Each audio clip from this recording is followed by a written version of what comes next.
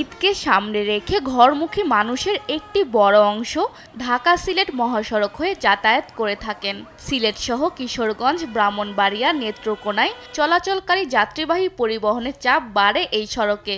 তবে মহাসড়কের উপরে অবৈধ দোকানপাট, সবজির হাট, যত্রতত্র গাড়ি পার্কিং, অবৈধ থ্রি হুইলার চলাচলের কারণে যানজটে পড়তে হয়।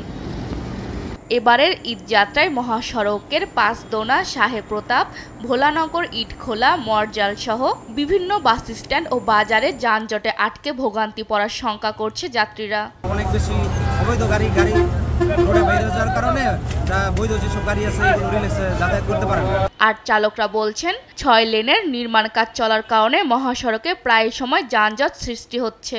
সরকার আপনার এই অটো রিক্সা, সিএনজি গাড়ি আপাতত কিছুদিনের বন্ধ করে ঈদের যাপনটা ভালোভাবে করতে মানুষ। এদিকে সড়ক ও জনপথ বিভাগ জানায়, ঢাকা সিলেট মহাসড়কের নরসিংদীর 10 কিলোমিটার তাদের আওতায় আছে। বাকি অংশ সাসেক ঢাকা সিলেট করিডোর উন্নয়ন প্রকল্পের আওতায় আছে। তারা মহাসড়কে খানাখন্দ মেরামতে ভ্রাম্যমাণ দলের মাধ্যমে কাজ করছে। ঈদযাত্রা নির্বিঘ্নে করতে ট্রাফিক পুলিশ ও হাইওয়ে পুলিশ কাজ করে যাচ্ছে বলে জানান পুলিশ সুপার। এই পুরো রাস্তাটাকে আমরা কিন্তু কয়েকটি জোনে বিভক্ত করেছি এবং প্রত্যেকটি থানা রাউন্ড দ্য ক্লক একদম 24 আওয়ার্স কিন্তু আমাদের টহল, চেকপোস্ট এগুলো চলমান রয়েছে।